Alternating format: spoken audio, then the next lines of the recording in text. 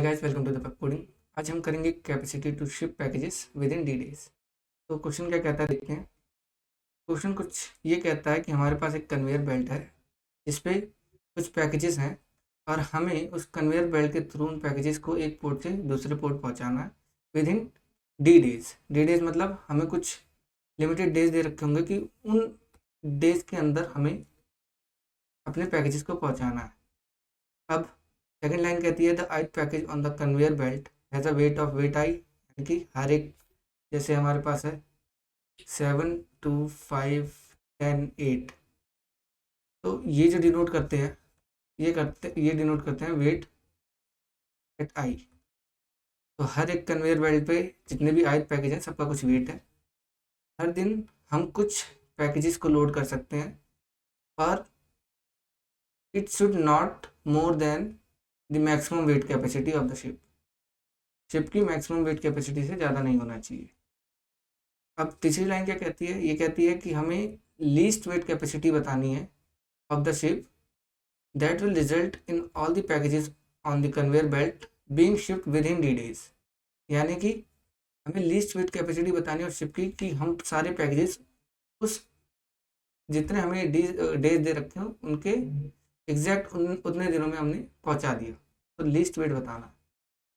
तो देखते हैं ये क्वेश्चन, एक एग्जांपल लेते हैं। जैसे हमारे पास कुछ वेट्स ऐसे हैं 7 2 5 10 8, हमें दे रखे हैं डेज 2। इसका मतलब क्या है कि हमें 2 दिन में इन सभी पैकेजेस को कन्वेयर बेल्ट के थ्रू पहुंचाना है पोर्ट से दूसरे पोर्ट। अब देखते हैं इसे किस तरीके से पहुंचा सकते हैं। मान लीजिए 7 को पहले दिन भेज देते हैं, तो इसका वेट क्या हुआ 7। बाकियों को बाद में भेजते हैं दूसरे दिन, तो इसका क्या हुआ 2 5 10 और 8 यानी 25। एक तरीका ये हो गया। दूसरा तरीका हो गया भेजने का, पहले दिन हम 7 और 2 को एक साथ भेजते हैं, 7 + 2 9। उसके बाद 5 10 8 को अलग भेजते हैं, तो ये हुआ 23। अब एक चीज़ यहाँ पे बताना चाहूँगा कि हम जो वेट भेज सकते हैं ना वो कंटिन्यूस भेज सकते हैं। हम ऐसे नहीं भेज सकते कि एक ही दिन 7 5 और 10 को भेज दें, दूसरे दिन 2 और 10 को भेजें, ऐसा कुछ नहीं हो सकता। तो हमें कंटिन्यूस, अगर मैं 7 को भेजता हूँ तो उसके बाद वाले 2 को ही भेज सकता हूँ उसके साथ, 7 के बाद डायरेक्ट 5 को नहीं भेज सकता। तो ये कुछ क्वेश्चन के कॉन्स्टेंट्स हैं। अब तीसरा तरीका क्या हुआ, तीसरा तरीका देखते हैं इसका। तीसरा तरीका ये है कि हम इन तीनों को पहले दिन भेज दें, तो ये क्या होगा 7 2 9 5 14, और दूसरे दिन 18 वेट के साथ, दूसरे दिन 18 वेट के साथ। एक ये हो गया। एक और तरीका है कि हम इन चारों को पहले दिन भेज दें एक साथ और बाद में इसे, ठीक है। तो इन चारों को भेजेंगे तो हमारा वेट कितना होगा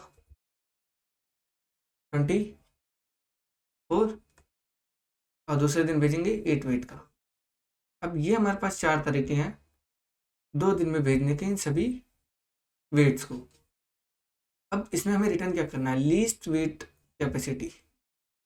लीस्ट वेट मतलब अब इसमें देखते हैं मैक्सिमम वेट सबका क्या है। पहले अगर हम इस तरीके से भेजें तो मैक्सिमम वेट 25 होगा, इस तरीके से भेजें तो मैक्सिमम वेट 23 होगा, अगर हम इस तरीके से भेजें तो मैक्सिमम वेट 18 होगा, इस तरीके से भेजें तो मैक्सिमम सम 24 होगा। अब हमें जो रिटर्न करना है ना, इनमें लीस्ट वेट कैपेसिटी, तो लीस्ट कहाँ है यहाँ पे, इन चारों में से लीस्ट क्या है 18। 18 हमें रिटर्न करना है, ठीक है। इसका मतलब है हम 2 दिन में 18 कैपेसिटी के साथ लीस्ट वेट कैपेसिटी में हम भेज सकते हैं। एक दिन 14 वेट का भेजा, दूसरे दिन 18 वेट का, ठीक है। तो हमें कुछ इस तरीके से करना है। अब एक बात और कहना चाहूँगा मैं यहाँ पे, ये क्वेश्चन हमने इससे पहले एक क्वेश्चन कर रखा है स्प्लिट एरे लार्जेस्ट सम। तो इस क्वेश्चन को स्प्लिट एरे लार्जेस्ट सम से रिलेट करके देखते हैं। आपको पता चलेगा कि दोनों सेम ही चीज़ है, बस वर्डिंग चेंज कर दी है। तो हमें क्या करना है, सेम वही अप्रोच जो हमने पिछले क्वेश्चन में लगाई। अगर आपको और अच्छे से समझना है तो इसे एक बार पिछला क्वेश्चन देख लीजिएगा। अब हमारे पास एग्जाम्पल क्या, 7 2 5 10 एंड 8 हमारे पास दे रखे हैं 2। मैं ऐसा क्या करूं कि मैं लिस्ट वेट कैपेसिटी मिल जाए। अब वही चीज़ जो हमने पिछले क्वेश्चन में किया, लो निकाल लेंगे, हाई निकाल लेंगे। लो निकालेंगे तो मान लीजिए हमारे पास 5 वेट के पैकेजेस हैं, मतलब 5 पैकेजेस हैं, और हमें डे भी 5 दे रखे हैं इनको भेजने का। अगर हम पाँचों को एक एक दिन करके भेजें, ये भी भेजें, ये, तो इन सब में से मैक्सिमम क्या होगा, 10 होगा। ठीक है, तो लो मेरा कहाँ से स्टार्ट होगा, 10 से, कि मैक्सिमम वेट 10 हो सकता है। लेकिन मान लीजिए हमारे पास सिर्फ एक ही दिन दे रखा होता, डे इक्वल टू 1, तो इसका मतलब मेरा हाईएस्ट वेट क्या जाता, हाईएस्ट वेट जाता, मैं इन सबको एक साथ भेज दूँ। इन सबको एक साथ भेजने का मतलब हमारा हाईएस्ट वेट हो गया 32। तो अगर हम इसे 2 दिनों में 2 दिनों में भेजना चाहते हैं, इसका मतलब क्या है कि हमारा जो ये वेट होगा ना, जो लिस्ट वेट कैपेसिटी होगा ना, वो इन दोनों के रेंज में आएगा। तो इसलिए क्वेश्चन की तरह करते हैं, इसका मिड निकाल लेते हैं। मिड निकाला, क्या आया, 21।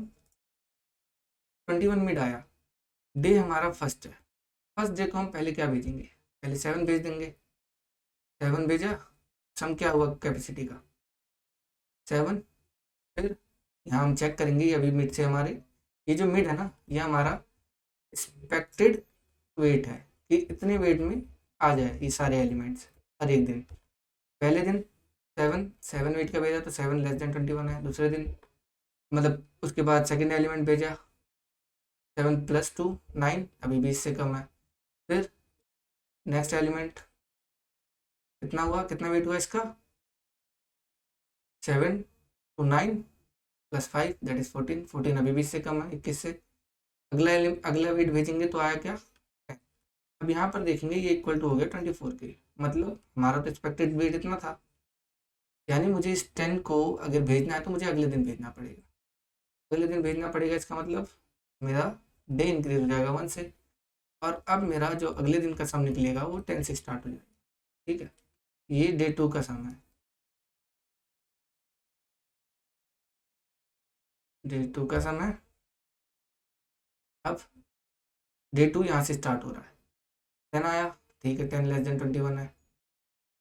8 आया, उसके साथ आया 18, ये भी लेस देन 21 है। यानी कि हमने 2 दिन में 21 की रेंज में 21 लिस्ट वेट समझ के हमने अपने पैकेजेस को भेज दिया सिर्फ 2 दिनों में। तो हमारा आंसर क्या बनेगा, 21 बन सकता है कि 21 तो मुझे एक लिस्ट वेट मिल गया फिलहाल के लिए। क्या इससे कम वाला भी मिलेगा, अब हमें ये देखना पड़ेगा, इससे कम वाला भी मिल सकता है। हमने 21 पे देख लिया, अब मुझे इससे नीचे वाले पे देखना है, तो हमें क्या करना पड़ेगा, आई की वैल्यू चेंज करनी पड़ेगी, मिड -1 दैट इज 20। अब दोबारा हम मिड निकालेंगे। अब दोबारा मिड निकालेंगे, मिड क्या हुआ, 15।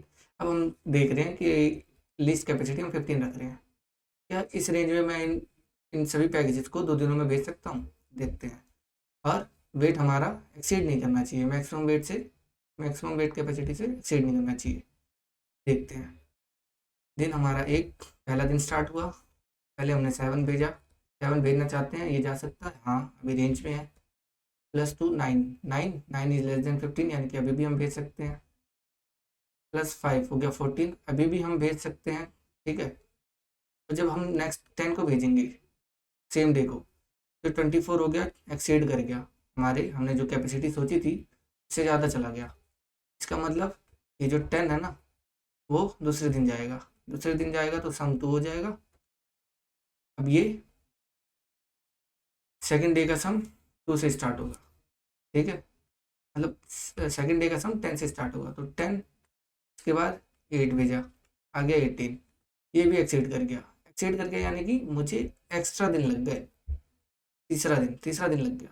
हमारे पास सिर्फ 2 ही दिन गिवन थे, तो इस वजह से ये तो आंसर हो नहीं सकता, यानी कि 15 हमारा आंसर हो नहीं सकता। मुझे इससे थोड़ी सी ज़्यादा रेंज की लेनी पड़ेगी। अब इससे ज़्यादा लेने के लिए मेरा मेरा क्या होगा वैल्यू, अब इस बार लो इंक्रीज होगा, लो चेंज होगा मिड +1 से, यानी कि 16। ठीक है, सेम टू सेम क्वेश्चन, वही स्प्लिट एरे सम। अब इसमें हम क्या करेंगे, दोबारा मिड निकालेंगे। अब मिड निकालेंगे तो क्या आएगा, 18। डे 1 को हम स्टार्ट कर रहे हैं। सम क्या हुआ, पहले मैंने 7 भेजा, 7 जा सकता है 18 के रेंज में, +2 9, 9 जा सकता है 18 के रेंज में, यस, +5 14 जा सकता है 18 के रेंज में, हाँ, +10 जब नेक्स्ट भेजा तो एक एक्सीड कर गया, इसका मतलब 10 मेरा सेकंड डे हो जाएगा। तो डे इंक्रीज हुआ, सेकंड डे का वेट का सम क्या हुआ, 10 से स्टार्ट, 10 लेस देन 18 है, हाँ, +8 18 हो गया। ये बिल्कुल एग्जैक्ट वेट की तरह, जितना हमने कैपेसिटी ली थी उतना कैपेसिटी तो हम भेज ही सकते हैं। इसका मतलब क्या है, हमने 2 दिनों में इस तरीके से भेजा कि पहले दिन 7 + 2 + 5 भेज दिया, दूसरे दिन 10 + 8 भेज दिया, और ये मेरे रेंज में आ गया किसके, 18 के। यानी कि मेरा ये जो आंसर होगा वो अब 18 हो जाएगा। अगर ये पॉसिबल है कि मैं 2 दिनों में इन्हें भेज सकता हूँ, तो मेरा आंसर क्या होगा, 18। अब 18 तो मिल गया, क्या पता इससे भी कम वैल्यू में भेज सकते हूँ, अभी हमें तो पता नहीं है ना। तो इसका मतलब इस बार हाई, दोबारा मिड -1 होगा 17, फिर मिड निकालेंगे, आया 16, 16 की रेंज का देखेंगे। डे 1 सम वन पहले दिन का सम क्या हुआ, 7 भेजा, रेंज में है +2, रेंज में है +5, रेंज में है +10, ये फिर से एक्सीड कर गया। दूसरे दिन भेजेंगे, दूसरे दिन का सम क्या हुआ, 10, अभी रेंज में है +8, ये हो गया 18, रेंज से बाहर। हमने जो सोचा उससे ज़्यादा कैपेसिटी लग गई, तो मुझे ये कैपेसिटी बढ़ानी पड़ेगी।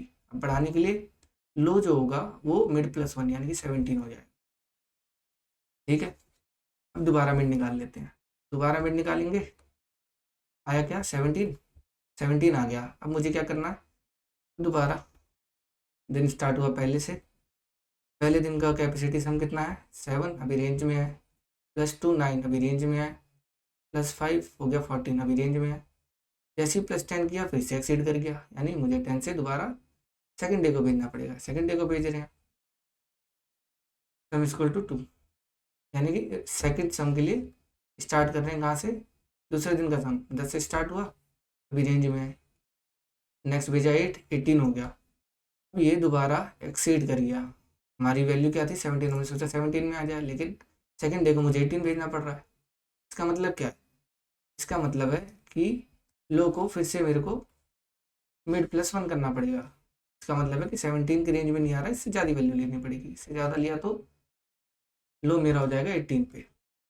अब यहाँ पे हम देखेंगे कि हमारा लो ग्रेटर देन हाई हो गया, इसका मतलब हमारा बाइनरी सर्च जो है आंसर को ढूंढने के लिए फॉल्स हो जाएगा, low less than equal to high होना चाहिए था। ये कंडीशन फॉल्स हुई तो मेरा ब्रेक, हमारा लो ब्रेक हो जाएगा और हमें आंसर मिल जाएगा क्या, 18, जो कि यहाँ पे। तो कुछ इस तरीके से होगा, इसे कोड करते हैं।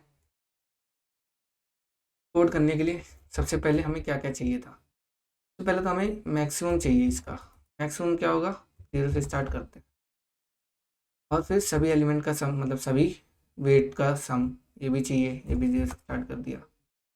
अब वेट पे फोर इस लूप लगा के सारे एलिमेंट्स मंगा लेते हैं, सारे एलिमेंट्स मंगाए, सम क्या होगा, सम प्लस एलिमेंट, मैक्सिमम क्या होगा, मैक्सी ऑफ ये ली, क्योंकि मैक्सिमम ऑफ ये ली। अब यहाँ मैं आपको एक केस वो बताऊंगा, दोबारा याद दिलाना चाहूँगा कि मान लीजिए हमारे पास 5 एलिमेंट हैं, लो और हाई की वैल्यू चाहिए ना हमें।